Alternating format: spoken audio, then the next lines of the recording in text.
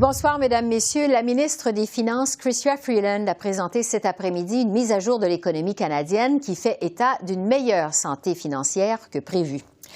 D'abord, le déficit. Alors qu'Ottawa anticipait dans son dernier budget du mois d'avril un déficit de 154,7 milliards pour la présente année financière, le déficit se chiffrera plutôt à 144,5 milliards, soit 10,2 milliards de moins que prévu. Pour ce qui est de la dette, maintenant, elle sera plus élevée qu'anticipée, se fixant à 1 359 milliards de dollars dans 5 ans, soit le double d'avant la pandémie. Par contre, le ratio dette-PIB descend à 48 %, environ 3 % de moins que prévu, en raison d'une économie plus forte que les prévisions. Cette meilleure performance qu'anticipée est aussi due à des dépenses moins élevées que prévues liées à la lutte contre la COVID-19 et à des revenus supplémentaires dus à la robustesse de l'économie canadienne.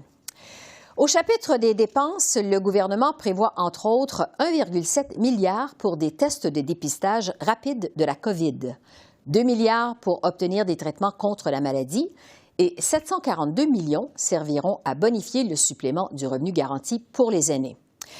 L'ombre à ce tableau financier, c'est l'inflation.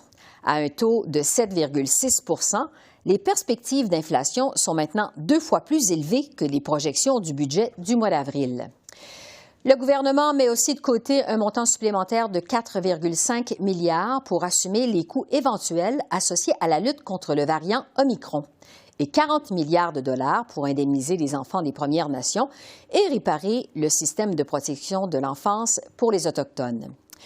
La ministre des Finances a été contrainte de présenter sa mise à jour économique d'une manière virtuelle à la Chambre des communes après que 2 de ses proches collaborateurs aient obtenu un résultat positif à un test de dépistage de la COVID.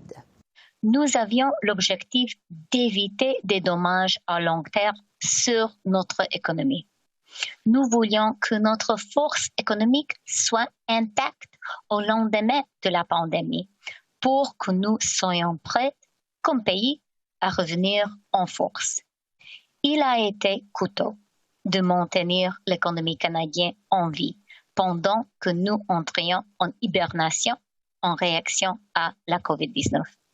Nous savions toutefois que le maintien de la solvabilité des familles et des entreprises canadiennes aiderait notre économie à rebondir.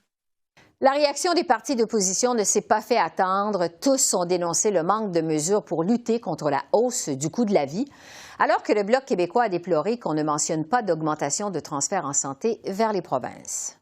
Les Canadiens ne peuvent plus se permettre les taxes, les impôts et les dettes élevées des libéraux. C'est simple. Ça va paralyser notre économie et augmenter les prix encore et encore.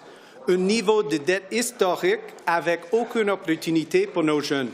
Plus d'inflation, plus de dettes et un risque grave d'une augmentation du taux d'intérêt. Pour nous, là, le point le plus important, écoutez, il y a 5 jours, les provinces, là, au Conseil de la Fédération, ils ont dit que ça prend la rencontre là, pour mieux financer la santé.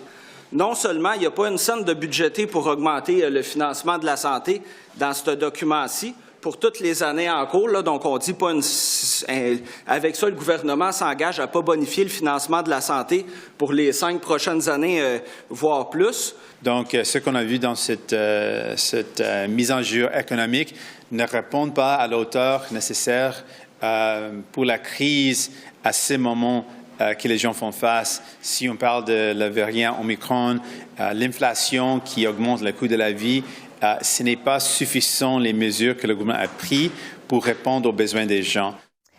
Je discute maintenant plus en détail avec Randy Boissonneau, qui est le ministre associé aux Finances à Ottawa. Bonsoir, Monsieur le ministre. Bonsoir, Esther. D'abord, sur le retour à l'équilibre budgétaire, l'énoncé économique laisse entrevoir un possible retour à l'équilibre budgétaire dans un horizon de 5 ans. Jusqu'à quel point le retour à l'équilibre budgétaire, c'est une priorité pour votre gouvernement? Je pense que ce qui est une priorité pour nous, c'est de bien investir dans les Canadiens et Canadiennes. Et je pense que ce que la mise à jour économique et budgétaire aujourd'hui a annoncé, c'est une aperçu très transparent de où sont les finances de la nation. Mais aussi, c'est c'est une expression très claire sur le plan pour finir le combat contre le COVID-19. C'est aussi notre dévouement à rendre la vie des Canadiens et Canadiennes plus abordable. Et c'est aussi de s'assurer que notre relance économique, la reprise économique, si on veut dire, va inclure tous les Canadiens et Canadiennes.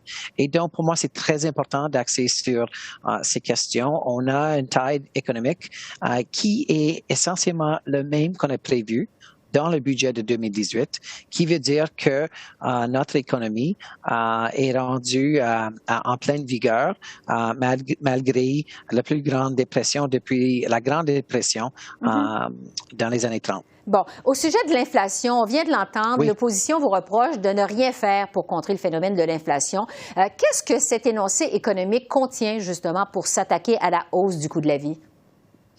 Mais je pense que ce qui est très important de noter en ce qui concerne le coût de la vie, c'est que pour nous, c'est une question de rendre la vie plus abordable pour les Canadiens et Canadiennes. Et ça, c'est pourquoi les garderies sont très importantes à 10 On parle des milliers de dollars par mois dans les poches des Canadiens et Canadiennes dans les juridictions où nous avons signé des ententes pour des garderies. C'est aussi la question de rendre le logement plus abordable et on a investi des milliards de dollars dans l'abordabilité des logements.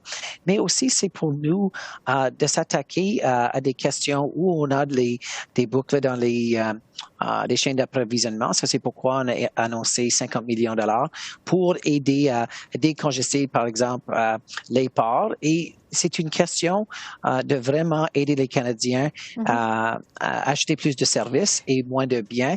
Et pour nous, c'est une expression de rendre la vie plus abordable pour les Canadiens et les Canadiennes. Parce qu'on sait que lundi, votre gouvernement a renouvelé la cible de 2 d'inflation de la Banque du Canada pour s'assurer justement que le taux d'inflation actuel ne dure pas. Mais si jamais les taux d'intérêt finissent par augmenter plus que ce que vous avez prévu, quel impact ça pourrait avoir sur la situation financière de votre gouvernement?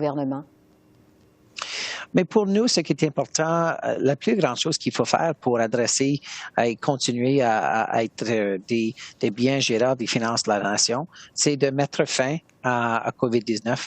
Et ça, c'est pourquoi, si on parle dans cette mise à jour restable des 30 milliards de dollars que ça représente, on parle d'au moins 10 milliards de ces 30 qui est pour mettre fin à COVID-19. On parle des doses de rappel, très important. On parle des vaccins pédiatriques, très important. On parle de fournir des tests rapides, très importants pour contourner la COVID. Et on parle de toutes les mesures qui sont en C2 et C3, les projets de loi qui sont devant la Chambre des communes maintenant, pour aider les Canadiens à se reprendre. Et dans mon dossier de tourisme, projet C2 représente 7,4 milliards de dollars pour aider les secteurs plus frappés par la pandémie globale. Et donc, tout cela pour dire que pour nous, c'est investir dans les Canadiens, c'est mettre fin à la COVID et ensuite, on peut parler de continuer avec la relance économique. Parce que vous insistez beaucoup sur l'importance de mettre fin à la COVID. L'autre facteur d'incertitude, à part la hausse potentielle des taux d'intérêt, vous prévoyez un montant de 4,5 milliards pour lutter contre les effets du variant Omicron, alors que le premier ministre Trudeau a senti le besoin de discuter aujourd'hui avec ses homologues des provinces de la situation sanitaire qui entoure justement ce nouveau variant. Jusqu'à quel point le variant Omicron pourrait venir brouiller les prévisions de votre énoncé économique? Mais je pense que, comme les gens vont savoir, ça reste à voir. Mais notre préoccupation, c'est toujours la santé des Canadiens et Canadiennes. Et comme j'ai dit aux gens du secteur tourisme, en premier, on fait certain que les Canadiens sont en bonne santé. En premier, c'est une question de sécurité. Ensuite, c'est le voyagement. Et Omicron nous pose un défi, c'est clair. Mais comme on a fait avec les autres variants de concerne, on va agir. Et notre première responsabilité, c'est de garder nos familles, nos voisins en sécurité, en bonne santé. Et ça, c'est pourquoi les investissements sont axés sur la grande question et la grande préoccupation de mettre fin à la COVID-19. Oui, le temps file. Je veux vous entendre sur les 40 milliards de dollars mis de côté pour les enfants des Premières Nations qui ont été retirés de leur famille et pour réparer aussi à long terme le système de protection de l'enfance dans les communautés autochtones. Est-ce que ça vous semble suffisant, M. Boissonneau? Mais ce que je sais, c'est que c'est une discussion qui continue avec le gouvernement et les partis. Et c'est une somme qui indique jusqu'à quel point il faut mettre fin à la discrimination et il faut marcher le pas de réconciliation avec les Premières Nations et rendre compte de comment ils étaient traités. Et donc, je sais que les ministres et les partis travaillent très étroitement sur ce dossier et je pense qu'ils vont arriver à une bonne solution qui va refléter nos obligations, mais aussi de récompenser les jeunes autochtones qui ont été défavorisés par le traitement par les gouvernements à travers le pays. Il nous reste quasiment plus de temps. Évidemment, on va suivre ces négociations. En terminant, sur les transferts en santé, je reviens là-dessus parce que le Bloc québécois est revenu à la charge aujourd'hui avec le fait qu'il n'y avait rien à ce sujet-là dans l'énoncé économique présenté aujourd'hui. On attend évidemment avec impatience le budget du printemps prochain. Est-ce que les provinces peuvent s'attendre à une augmentation des transferts en santé dans le prochain budget? Esther, vous avez mis le doigt sur la question. On va écouter nos homologues à travers le pays en ce qui concerne leurs souhaits pour le budget 2022 et en retournant des fêtes, on va travailler avec beaucoup de brio sur cette question et plusieurs grandes questions qui sont devant la nation. Alors, à suivre quelque part en février ou en mars. Randy Boissonneau, ministre associé aux Finances, merci beaucoup. Merci beaucoup. Bonne soirée. Et est-ce que les chiffres de cet énoncé économique présenté aujourd'hui tiennent la route? J'en discute maintenant avec Clément Gignac, ancien économiste en chef à la financière industrielle Alliance et qui est maintenant sénateur indépendant. Bonsoir Clément. Bonsoir. Sur le déficit, d'abord, qui est moins élevé que prévu parce que, la vigueur de la reprise de l'économie canadienne est plus importante que prévu. Est-ce que cette mise à jour économique, d'abord, Clément, elle vous semble encourageante? Oui, c'est encourageant parce que malgré qu'on annonce des nouvelles mesures à hauteur de 13 milliards, en fait, le déficit de cette année va être quand même moindre que les 155 milliards qu'on avait prédit au dernier budget de ce printemps. Donc, évidemment, l'économie tourne à plein régime. La situation de la vaccination va quand même relativement bien et l'économie repartit et qui fait en sorte qu'on soit à Québec ou à Ottawa, on voit que dans le cas des ministres des Finances, on dit que le déficit sera moins que prévu. Mais c'est encore des gros déficits, Esther. On parle quand même pour l'année en cours de 144 milliards, mais c'est encourageant parce que on avait un gros déficit, comme vous savez, l'année passée, de pas loin de 330 milliards. Et là, lorsque les dépenses vont prendre fin, parce que la majorité de ces dépenses-là sont temporaires, non récurrentes, là, on va commencer à voir l'an prochain le déficit baisser rapidement. Bon. De façon générale, on fait état de revenus supplémentaires, de dépenses de toutes sortes, évidemment, au cœur de cette mise à jour présentée aujourd'hui, c'est la lutte contre la COVID. Quelles sont les principales mesures que vous retenez, vous, de cette présentation aujourd'hui? On voit qu'on extensionne les programmes là, dans certains cas, mais ils sont beaucoup plus chirurgicaux, donc sont mieux ciblés. Donc, dans certains cas, on le sait, ça avait déjà été annoncé avant la mise à jour budgétaire aujourd'hui, qu'on extensionne certains programmes là, au niveau de la subvention salariale ou d'aide au niveau des employés qui sont touchés par le confinement jusqu'au 7 mai. Donc, ça, c'est des bonnes mesures. Aussi, on va donner davantage d'argent pour le ministère du Transport pour que du côté des aéroports, les bottines suivent les babines, parce que c'est bien beau dire qu'on veut contrôler les gens qui reviennent, les suivre, mais encore est-il qu'on soit en mesure de le faire.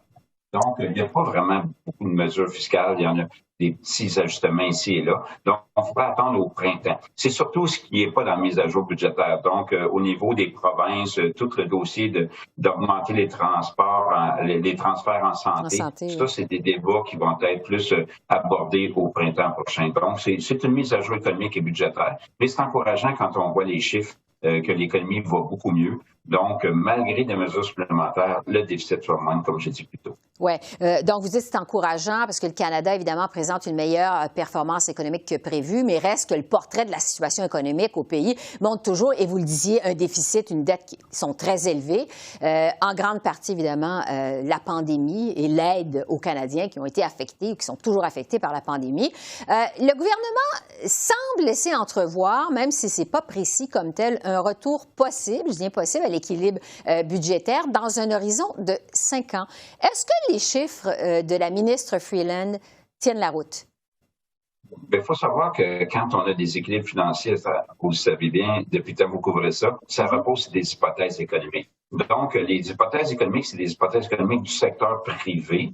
Et actuellement, évidemment, les optimistes dont je fais partie restent optimistes que la poussée de l'inflation ne sera pas récurrente. C'est-à-dire que oui, une inflation plus élevée cette année, peut-être un peu l'an prochain, mais par la suite, la Banque du Canada va revenir avec sa cible de 2 %. C'est pour ça que les taux d'intérêt, les projections qu'on voit, les projections financières, c'est des taux d'intérêt qui ne devraient pas tellement dépasser 2 %.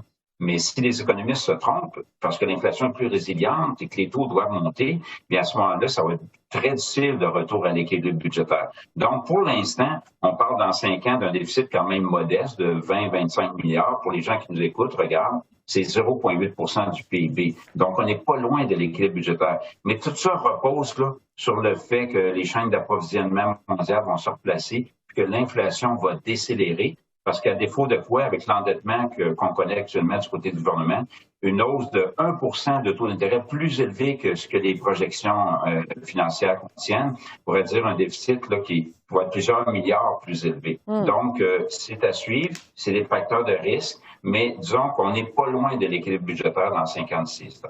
Bon. Vous parlez de l'inflation, Clément. Cette mise à jour économique survient alors que, bon, si le Canada enregistre son plus haut taux d'inflation depuis 18 ans.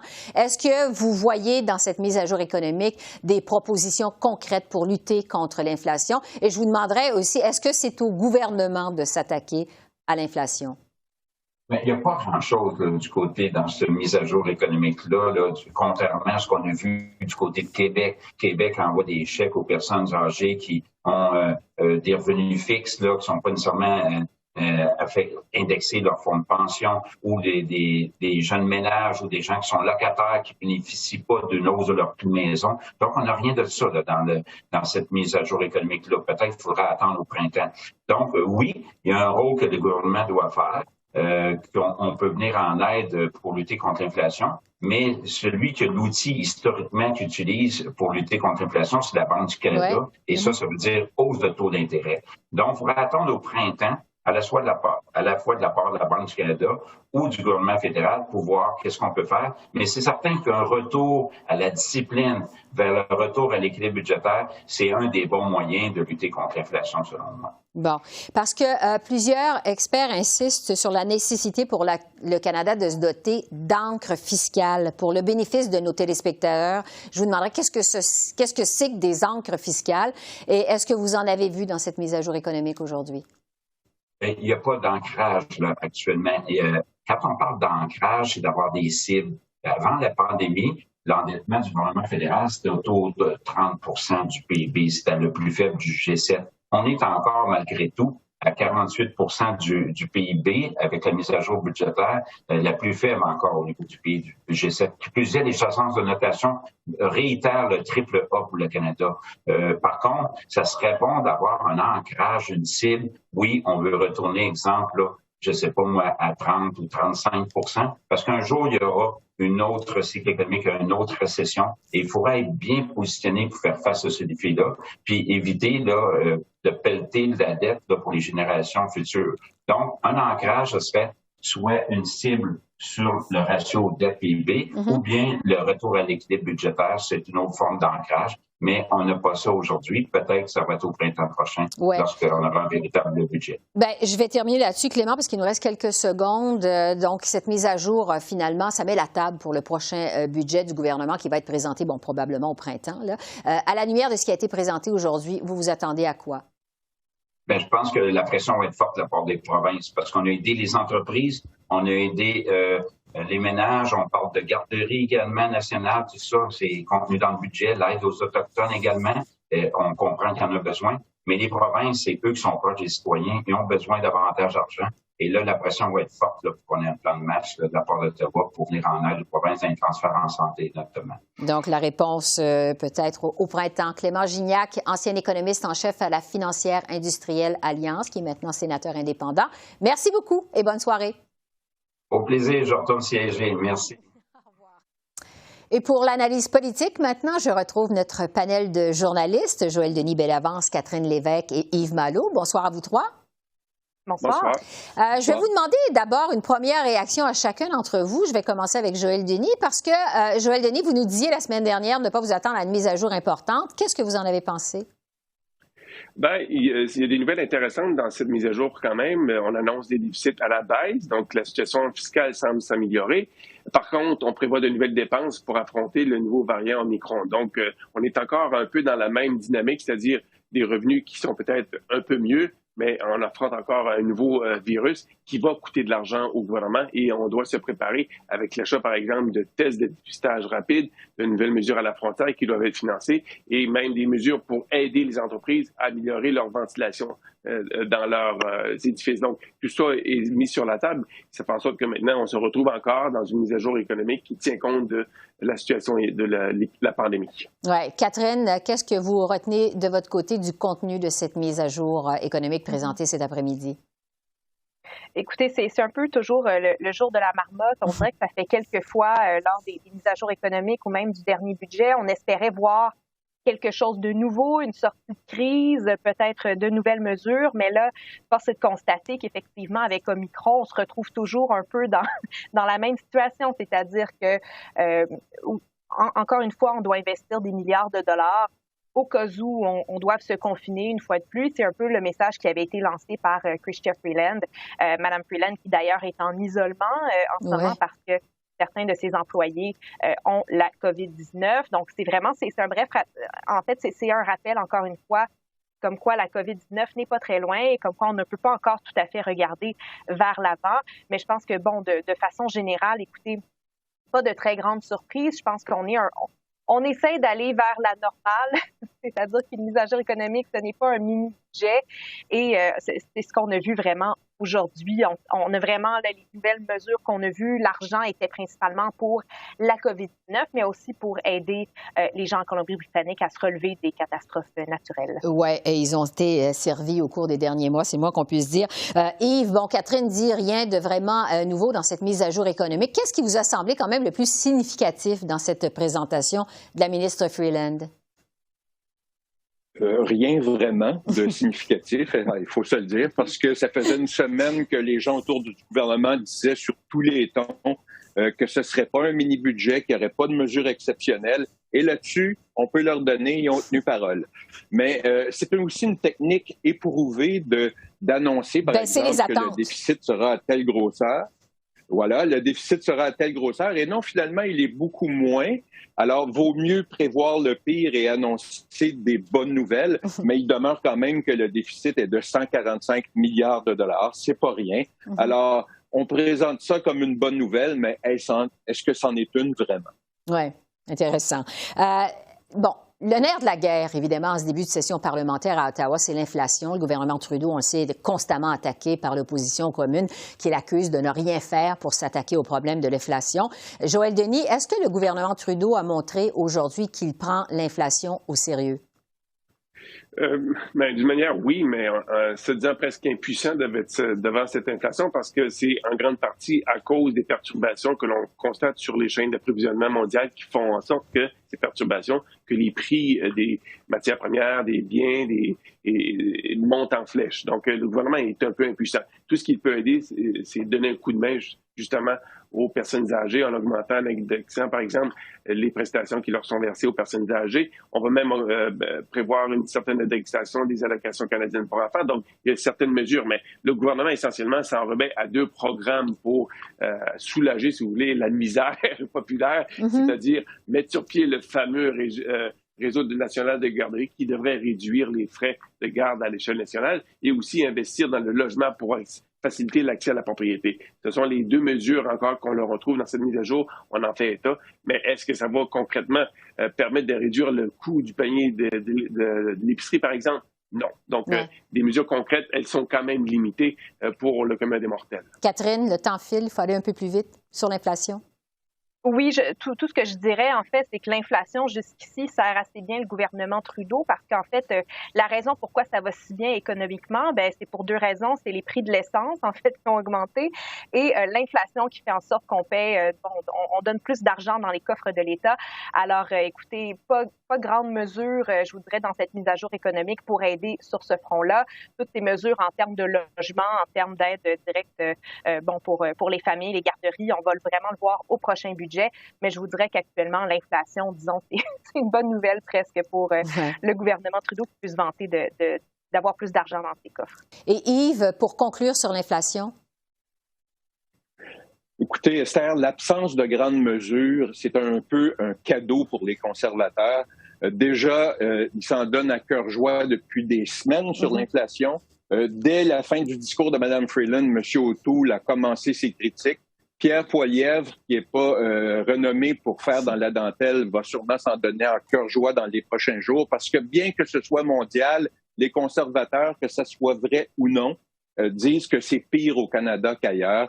Alors voilà de belles munitions pour les conservateurs pour attaquer les libéraux sur ce sujet très précis. Bon, sur le moment de la présentation de cette mise à jour économique, ça survient quelques jours finalement avant que les parlementaires quittent pour le congé des fêtes. Joël Denis, qu'est-ce que ça laisse présager pour la suite des choses?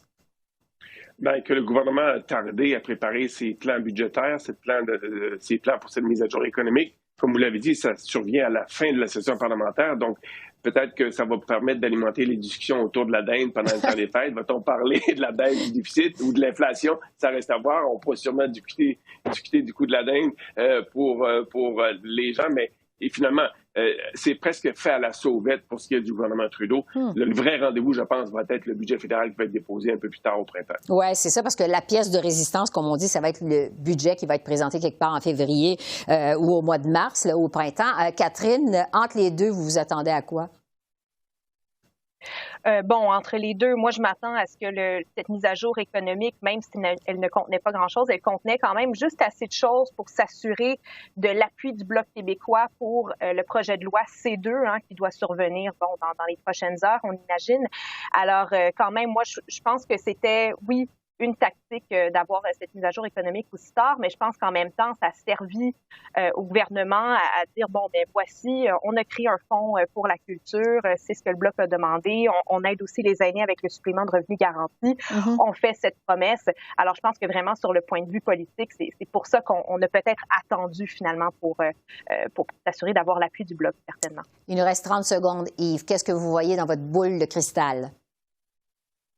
Je pense que le gouvernement va faire brûler des cierges pour que la pandémie ne vienne pas contrecarrer la relance de l'économie, parce que c'est ça le nœud de toute l'affaire. Et le prochain budget sera sans doute basé sur l'hiver que nous aurons au Canada. Joël Denis, Catherine, Yves, merci beaucoup pour cette analyse. Au plaisir de vous retrouver bientôt. Merci. Merci. Bonne soirée. Alors voilà, c'est comme ça qu'on a vu l'essentiel de l'actualité de ce mardi 14 décembre, jour de mise à jour économique à Ottawa. Esther Bégin qui vous remercie d'être à l'antenne de CEPAC, la chaîne d'affaires publiques par câble. Je vous souhaite une excellente fin de soirée et je vous dis à demain. Au revoir.